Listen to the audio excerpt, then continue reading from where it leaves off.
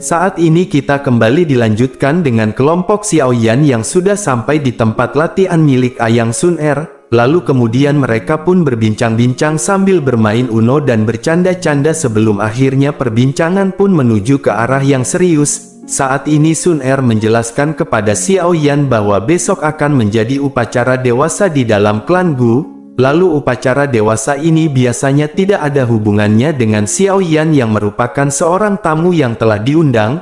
Namun karena Xiaoyan menjadi anggota klan Xiao serta adanya keterlibatan Sun Er, maka upacara dewasa ini sepertinya sudah pasti akan melibatkan Xiaoyan. Karena menurut aturan setiap anggota klan yang berpartisipasi dalam upacara dewasa akan dapat memilih seseorang untuk bertarung. Dan beberapa orang kemungkinan tidak akan dengan mudah melepaskan kesempatan yang adil seperti itu. Tentu saja dengan kekuatan kakak Xiaoyan ini tidak banyak orang yang bisa mengalahkannya.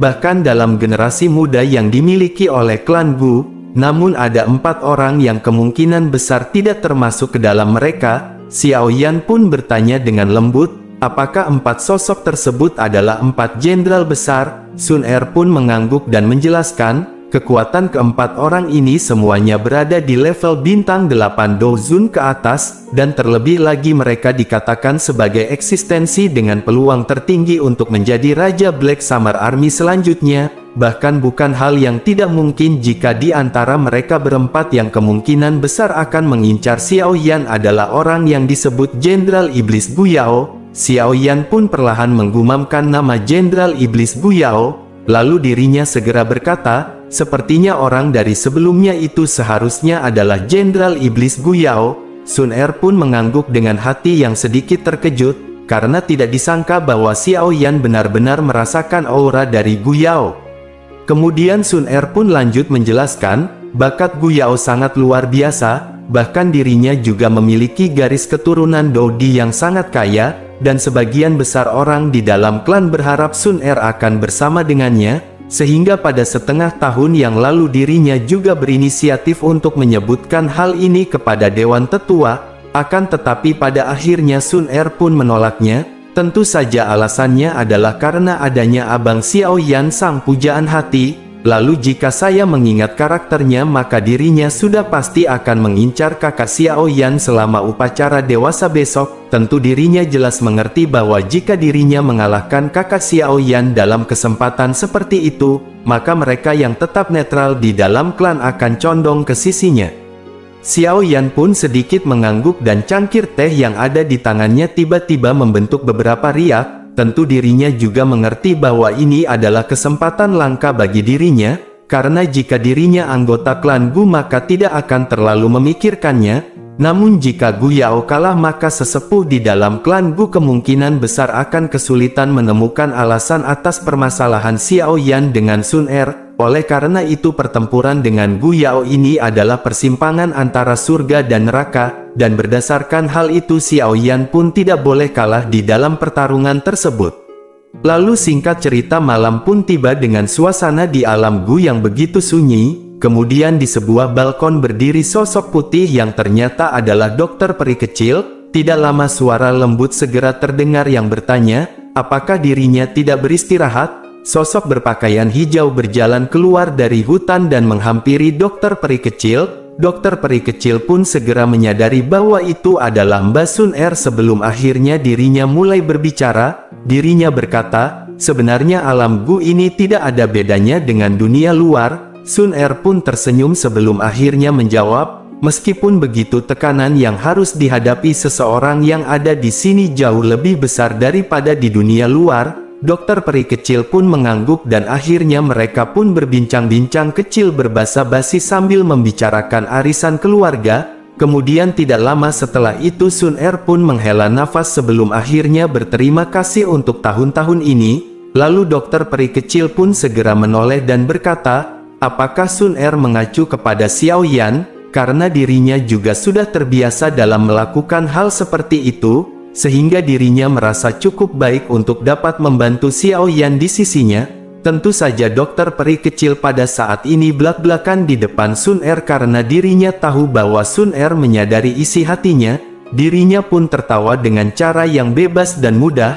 Lalu setelah itu dirinya pun melirik ke arah Sun Er dan lanjut berbicara. Dirinya berkata, Sun Er tidak boleh melakukan semuanya sesukanya dan mengatakan hal-hal yang sembarangan, karena dokter peri kecil menyukai perasaannya saat ini dan tidak ingin mengubah apapun.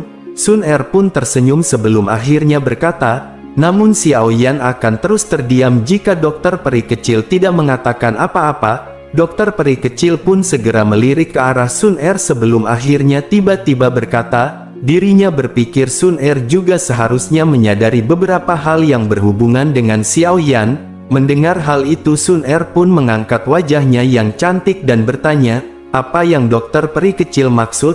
Dokter peri kecil ragu-ragu sejenak akan tetapi dirinya tidak mengatakan apa-apa. Sun Er pun menghela nafas sebelum akhirnya mengangkat kepalanya sedikit. Lalu matanya yang cantik menatap langit yang dipenuhi bintang dan perasaan yang tidak diketahui hadir di matanya. Kemudian dirinya pun bertanya, apakah dokter peri kecil mengacu kepada Ratu Medusa si Kailin? Dokter peri kecil pun menghela nafas sebelum akhirnya berkata, sepertinya Mbak Sun Er memang menyadarinya.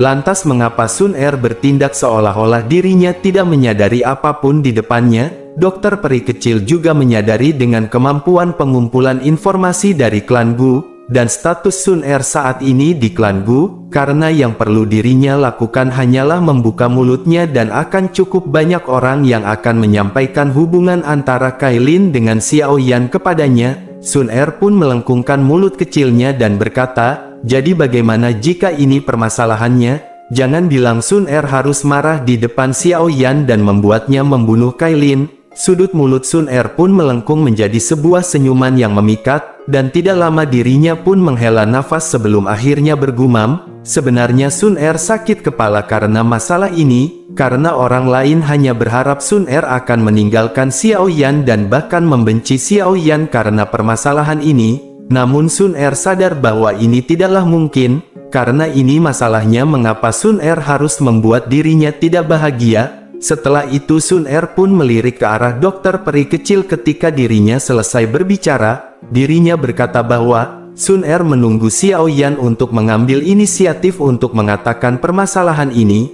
dan pada saat itu dirinya akan bertindak dengan kejam dan menghukum Xiao Yan. Tentu dirinya akan membuat Xiao Yan mengerti bahwa seorang pria yang berubah-ubah dalam hal hati tidak akan berakhir dengan akhir yang baik. Dokter peri kecil pun melirik ke arah Sun Er dan ada sedikit kemarahan di wajahnya pada saat ini, karena hal ini seperti seorang wanita marah yang temukan bahwa suaminya diam-diam berselingkuh di belakangnya.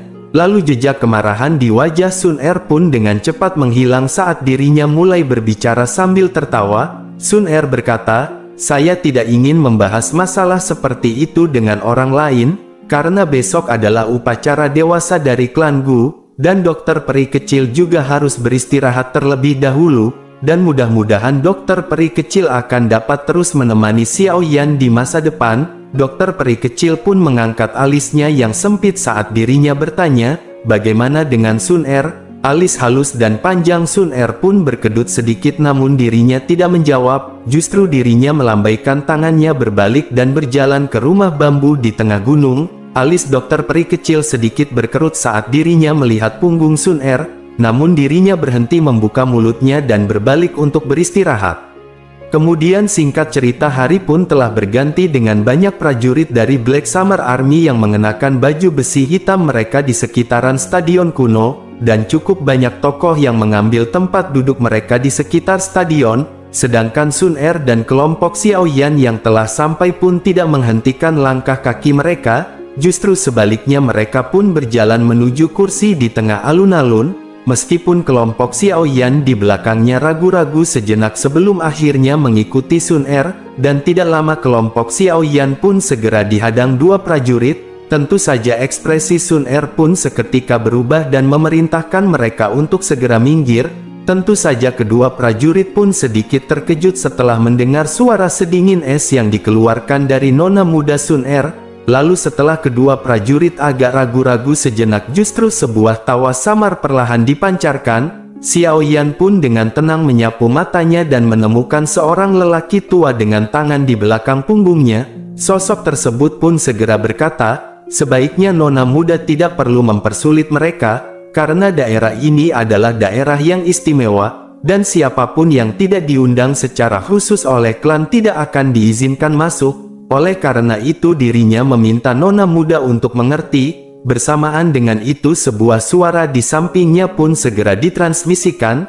Tetua Guqian yang telah menyerang Xiao Yan pada saat itu segera membuka mulutnya. Dirinya berkata kepada Sun Er, apa yang dikatakan kakak laki-laki adalah benar. Meskipun Xiao Yan adalah teman baik dari nona muda, namun dirinya belum mencapai persyaratan. Menanggapi hal itu wajah Sun Er pun seketika berubah menjadi sedingin es. Lalu matanya yang cantik samar-samar mengandung api emas di dalamnya, karena perkataan dari orang-orang tua bau menyan ini tampaknya telah benar-benar membangkitkan kemarahan di dalam hati Sun Er.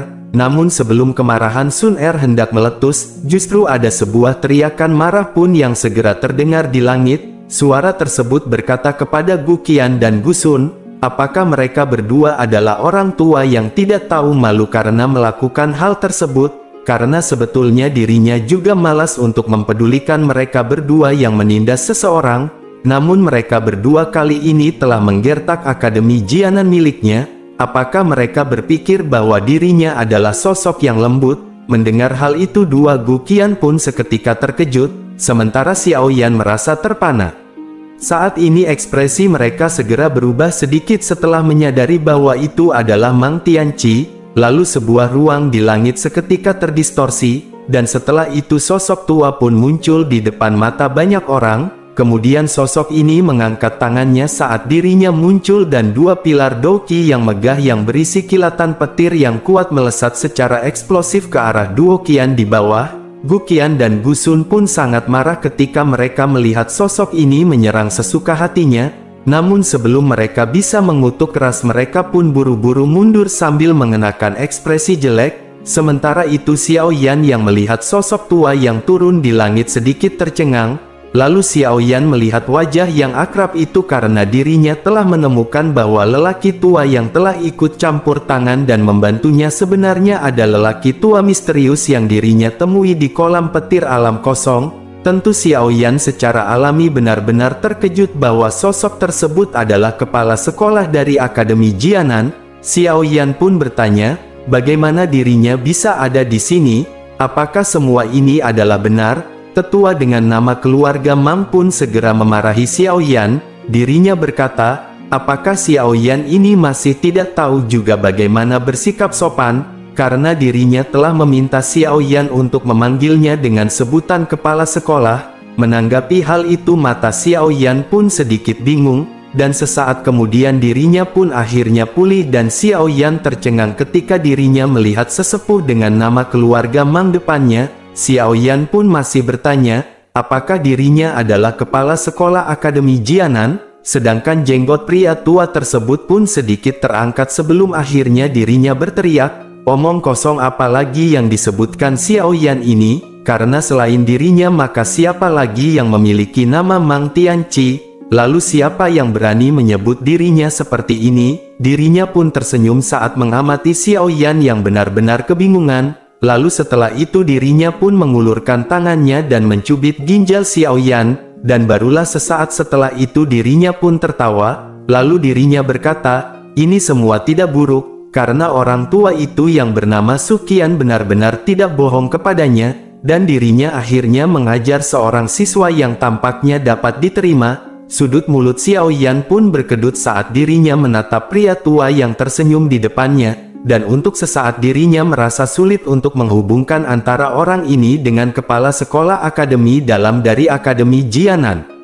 Sementara itu Mang Tianqi menepuk dada Xiao Yan dan mulai berbicara. Mang Tianqi berkata, dirinya sebenarnya gagal mengenali Xiao Yan saat terakhir kali mereka bertemu, dan setelah kembali dan memikirkannya selama beberapa hari, akhirnya dirinya ingat bahwa itu adalah Xiao Yan, karena sebelumnya Suqian itu juga telah berulang kali memberitahunya tentang Xiao Yan melalui pesannya, lalu Xiao Yan dapat yakin kepadanya, karena Xiao Yan adalah murid Akademi Jianan dan murid yang memenuhi standar ketat dari dirinya, maka dirinya ini sudah pasti akan melindungi Xiao Yan jika ada masalah yang terjadi di masa depan.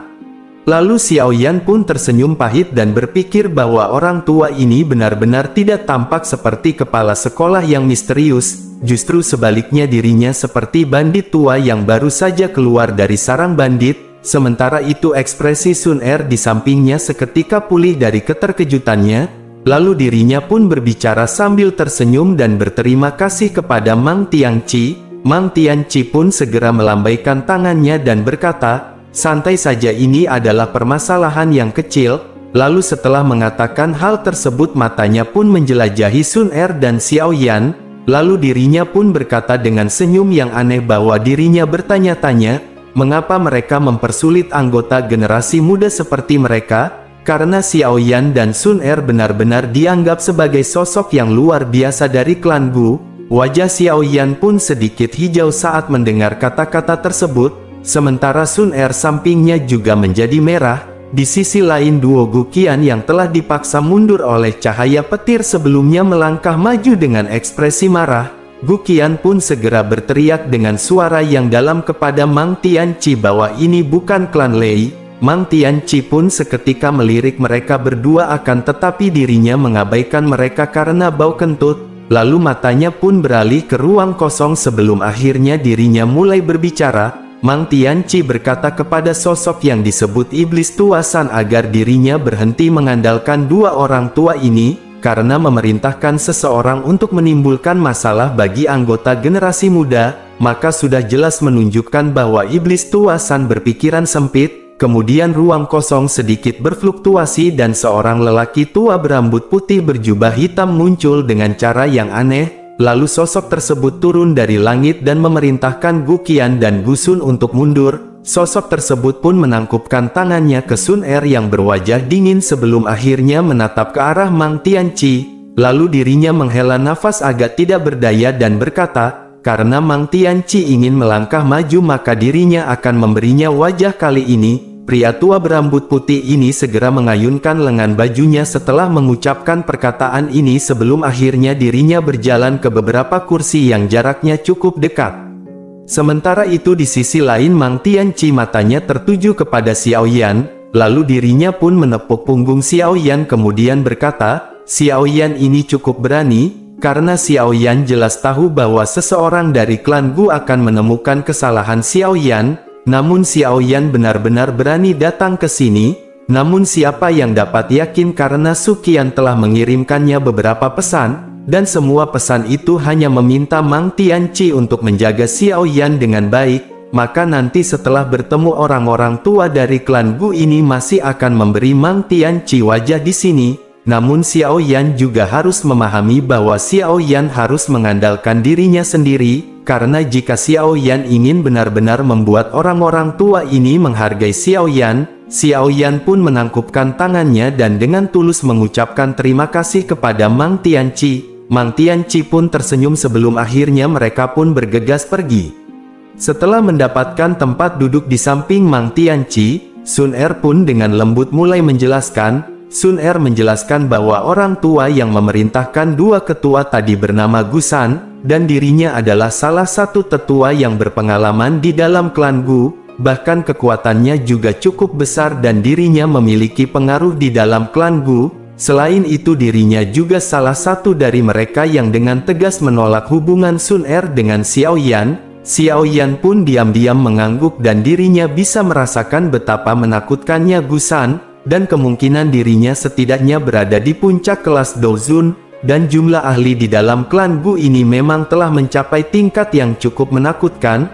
Lalu tidak lama Xiao Yan pun menyapu pandangannya ke seluruh stadion, sedangkan mata Xiao Yan sangat serius saat dirinya mempelajari punggung sosok yang ternyata adalah Jenderal Iblis Gu Yao. Xiao Yan pun perlahan menghembuskan nafas dan tinju di bawah lengan bajunya tiba-tiba mengencang. Tentu Xiao Yan juga merasakan niat membunuh sama seperti yang dirinya rasakan kemarin, dan jelas ini sudah pasti adalah Jenderal Iblis tersebut yang dikatakan Sun Er sebagai ancaman besar baginya. Xiao Yan pun bergumam, orang ini benar-benar akan menjadi lawan yang kuat. Sun Er juga merasakan saat Xiao Yan menatap punggung yang sedingin es tersebut, Lalu Sun Er pun mengepalkan tangannya dan rasa dingin melintas di matanya yang cantik sebelum akhirnya dirinya meminta Xiao Yan untuk berhati-hati. Xiao Yan perlahan mengangguk sebelum akhirnya Sun Er mulai berbicara. Selain itu makam surgawi akan segera dibuka setelah upacara dewasa selesai, sehingga Xiao Yan dapat memasuki tempat tersebut dengan kualifikasinya. Namun sudah pasti akan ada beberapa sesepuh yang akan menghalangi Xiao Yan. Menanggapi hal itu Mang Tianqi di depan mereka segera meregangkan pinggangnya, lalu dirinya berkata bahwa Xiao Yan bisa santai saja dan memberinya rokok sampurna kretek saja, karena dirinya akan membantu berbicara untuk Xiao Yan ketika saatnya tiba, dan sepertinya orang-orang tua dari klan Gu tidak akan mempersulit Xiao Yan karena wajah Mang Tianqi. Sun Er pun langsung tertawa ketika mendengar kata-kata ini. Dirinya pun berkata jika begitu permasalahannya maka dirinya akan berterima kasih kepada kepala sekolah Mang Tianqi. Mang Tianqi pun menoleh ke arah Xiao Yan sebelum akhirnya berkata, namun Xiao Yan harus lulus ujian ini jika dirinya ingin memasuki makam surgawi.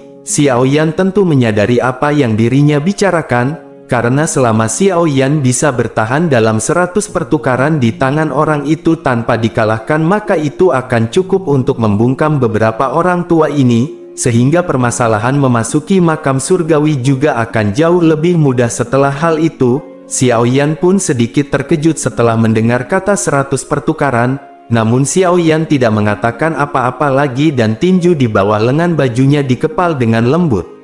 Lalu bersamaan dengan itu suara gong kuno pun tiba-tiba terdengar di sekitar stadion. Setelah suara gong muncul suara tenang yang dipenuhi dengan kekuatan besar pun tiba-tiba dipancarkan dari ruang kosong. Suara tersebut berkata, waktunya telah habis dan upacara akan segera dimulai. Ekspresi terkejut pun muncul di mata Xiao Yan saat dirinya merasakan tekanan yang berasal dari dalam jiwanya. Karena ini adalah pertama kalinya Xiao Yan merasakan tekanan seperti itu dan menyadari bahwa ini adalah seorang elit asli Doseng. Lalu setelah suara besar dan perkasa terdengar, 3 tetua dari klan Gu dengan pakaian yang sangat formal berdiri di tempat duduk mereka tidak jauh dengan ekspresi tegas. Setelah itu mereka pun mulai memasuki stadion. 3 sesepuh pun mempersiapkan beberapa hal untuk memulai upacara, dan tidak lama mereka pun berteriak. Upacara akan dimulai dan menyebutkan nama Ling Kuan.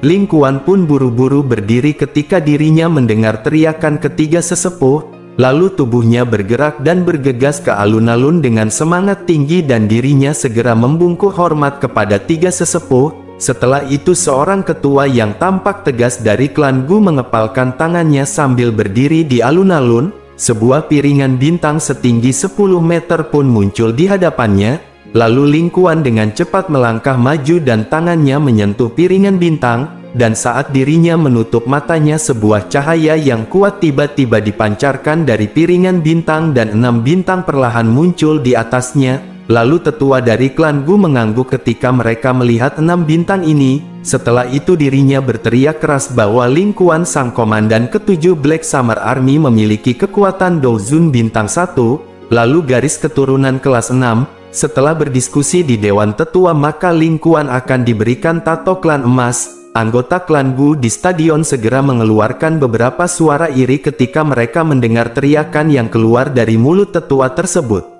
Sementara kegembiraan melintas di mata Ling Kuan ketika dirinya mendengar hal ini, lalu dirinya berlutut dengan satu kaki di tanah dan mengangkat kepalanya. Dan seorang tetua memegang pena emas yang berkedip-kedip lalu tangannya pun menari-nari dan membentuk banyak bayangan. Sebuah simbol misterius muncul di dahi Ling Kuan dan cahaya keemasan melesat keluar yang memancarkan fluktuasi energi khusus. Di sisi lain Xiao Yan sangat tidak terbiasa dengan hal-hal ini dan dirinya segera mengerutkan keningnya. Lalu dirinya pun segera bertanya kepada Sun Er, apa yang dimaksud dengan garis keturunan kelas 6 dan tato klan emas? Sun Er pun segera menjelaskan, jadi garis keturunan klan Gu dipisahkan menjadi 10 kelas yang berbeda. Kelas 1 adalah kelas yang terendah, sedangkan kelas ke-10 adalah yang paling tinggi, dan biasanya mereka yang garis keturunannya telah mencapai kelas 4 ke atas akan memiliki kualifikasi untuk berpartisipasi dalam upacara dewasa, dan tidak buruk bagi Ling Kuan untuk mencapai kelas 6 pada saat ini. Adapun mengenai tato kelas emas ini adalah evaluasi yang diberikan setelah merangkum semua berbagai kondisi, dan tato klan semacam ini telah diwariskan oleh klan Gu sejak zaman kuno, dan selama momen kritis itu akan memungkinkan kekuatan garis keturunan di dalam tubuh anggota klan Gu untuk sementara melonjak dan memungkinkan mereka untuk melarikan diri dari bahaya. Lalu tato klan ini juga dibagi menjadi 4 tingkatan, yakni perak, emas, ungu emas dan pelangi emas. Kejutan pun melintas di mata Xiao Yan sebelum akhirnya dirinya lanjut bertanya, apakah tato klan ini benar-benar memiliki efek misterius? Sun Er pun mengangguk dan kembali menjelaskan, dikabarkan nenek moyang klan Gu yang merupakan eksistensi yang telah mencapai kelas Dodi yang menciptakannya. Setelah mendapatkan tato klan maka seseorang membutuhkan 1 bulan untuk mengeluarkan kemampuannya. Xiao Yan pun mengangguk dan berpikir sungguh tidak terduga bahwa itu benar-benar memiliki manfaat seperti itu. Setelah itu Xiao Yan pun tertawa sebelum akhirnya berkata, jika begitu permasalahannya apakah garis keturunan Sun Er sudah mencapai kelas 10? Sun Er pun menggelengkan kepalanya dan berkata, dirinya tidak pernah mengikuti tes setelah meninggalkan pertapaannya yang terakhir. Namun garis keturunan kelas 10 juga disebut dengan garis keturunan surgawi, dan itu tidak pernah muncul dalam klan Gu selama 1000 tahun, dan Sun Er juga takut jika dirinya tidak akan mencapai tahap itu. Adapun tato klan pelangi emas yang kemungkinan hanya ada 1 orang di dalam klan saat ini yang memilikinya, dan itu telah disimpan tinggi di atas dan sudah lama sejak seseorang mencapai kualifikasi tersebut. Mendengar Xiao Yan dan Sun Er yang sedang berbicara, Mang Tianqi pun segera menoleh, lalu dirinya segera tertawa dan berkata, menurut perhitungan garis keturunan klan Gu, maka selama seseorang mampu mencapai garis keturunan kelas 9, maka seseorang akan memiliki potensi untuk maju ke kelas Doseng. Adapun garis keturunan surgawi, dan mungkin potensi itu juga akan memungkinkannya mencapai ke puncak kelas Banseng. Tentu saja Mang Tianqi berpikir bahwa ini akan cukup sulit, karena sudah bertahun-tahun sejak garis keturunan surgawi muncul dan itu belum terlihat kembali. Sementara Xiao Yan dan Sun Er yang sedang mengobrol, justru ada teriakan lain yang sekali lagi terdengar. Kemudian seorang tetua segera berteriak bahwa yang selanjutnya adalah Lin Xiu. Lin Xiu pun segera berdiri dan dirinya berlari dengan wajah yang bersemangat. Lalu setelah itu dirinya mengikuti langkah-langkah yang telah diambil Ling Kuan sebelumnya. Namun hanya 6 bintang yang muncul di piringan bintang.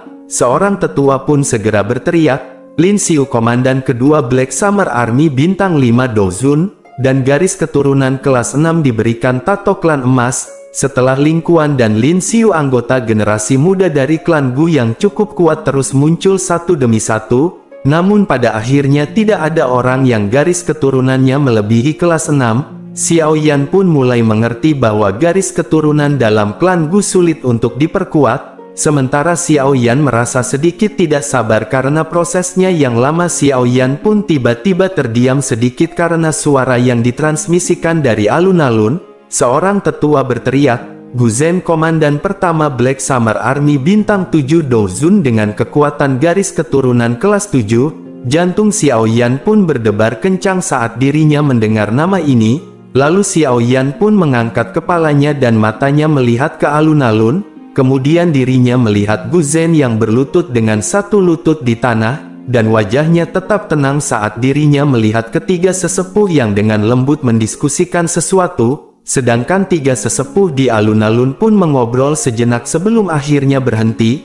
Lalu salah satu sesepuh mengepalkan tangannya dan pena ungu emas segera muncul. Banyak seruan segera terdengar dalam stadion ketika mereka melihat pena ungu emas di tangan tetua tersebut. Bahkan salah seorang tetua segera berteriak setelah diskusi Dewan Tetua Gu Zhen memiliki penghargaan pertempuran yang luar biasa dan karakter yang tenang. Oleh karena itu pada saat ini dirinya akan diberikan tato klan ungu emas. Di sisi lain Sun Er pun segera menjelaskan banyak hal kepada Xiao Yan. Dirinya menjelaskan berdasarkan kelas garis keturunan Gu Zhen belum mencapai tingkat tato klan ungu emas. Namun reputasinya di Black Summer Army benar-benar sangat bagus. Bahkan reputasinya bisa mengejar 4 jenderal besar. Oleh karena itu Dewan Tetua telah membuat pengecualian. Xiao Yan pun mengangguk karena dirinya telah melakukan kontak dengan Gu Zhen dan secara alami menyadari bahwa orang ini memang seseorang dengan karakter yang sangat tenang,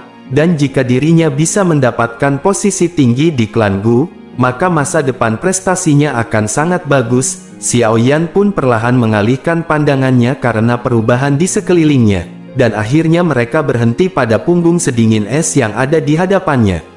Pada saat ini Jenderal Iblis Gu Yao yang merupakan salah satu dari 4 jenderal besar klan Gu diam-diam berdiri di depan semua orang yang hadir, lalu dirinya pun segera mengambil langkah untuk berjalan menuju ke alun-alun. Mata Xiao Yan menyipit ketika dirinya merasakan lingkungan di sekitarnya yang menjadi sunyi sedingin es. Tentu Xiao Yan sangat ingin tahu tentang lawannya yang kuat ini dan level apakah yang dirinya capai. Sementara itu Gu Yao pun telah sampai di alun-alun, lalu dirinya segera membungkuk kepada 3 sesepuh namun dirinya tidak berlutut dengan satu lutut di tanah seperti yang dilakukan Ling Kuan, Gu Zhen dan yang lainnya.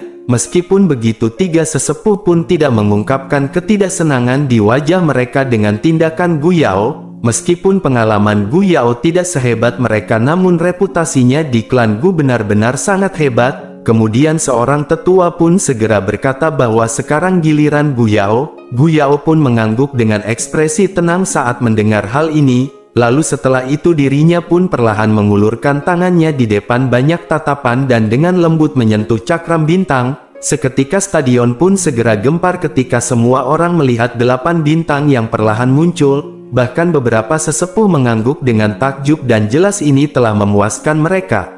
Di sisi lain Sun Er melihat sosok di alun-alun tersebut dan menghela nafas lembut, lalu dirinya bergumam, orang ini benar-benar telah mencapai kekuatan garis keturunan kelas 8, sementara itu ekspresi Xiao Yan tidak berubah meskipun hatinya sedikit terguncang, bahkan di alun-alun 3 tetua yang hadir juga sedikit linglung karena 8 bintang ini, dan sesaat kemudian mereka pun pulih dan wajah tegas mereka juga mengungkapkan senyum yang langka. Seorang tetua segera berteriak, Gu Yao salah satu dari 4 jenderal Black Summer Army bintang 8 Dozun, dan garis 8 diberikan tato klan ungu emas. Setelah membuat tato tetua pun tersenyum sebelum akhirnya memerintahkan Gu Yao untuk segera pergi.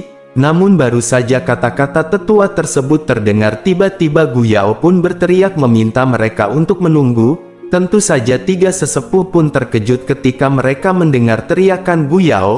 Lalu mereka segera mengerutkan keningnya dan bertanya, apa yang diinginkan Gu Yao sang bocah epik abadi ini? Gu Yao pun berbicara dengan suara yang gelap, apakah dirinya memiliki kualifikasi untuk menantang siapapun selama upacara dewasa? Xiao Yan yang duduk segera mengepalkan tangannya ketika kata-kata ini masuk ke telinganya. Sementara itu wajah cukup banyak orang di stadion pun berubah sedikit ketika mendengar perkataan dari Gu Yao. Lalu 3 sesepuh pun ragu-ragu sejenak sebelum akhirnya mengangguk. Mereka berkata, menurut aturan maka Gu Yao saat ini dapat memilih untuk menantang anggota klan manapun selama upacara dewasa. Namun jika pihak lain bukan anggota klan persetujuan dari pihak lain, maka harus diperlukan persetujuan sebelum Gu Yao dapat bertarung. Gu Yao pun perlahan mengangguk sebelum akhirnya mulai berbalik, sedangkan matanya segera terkunci pada sosok pemuda kurus yang tidak jauh dari dirinya.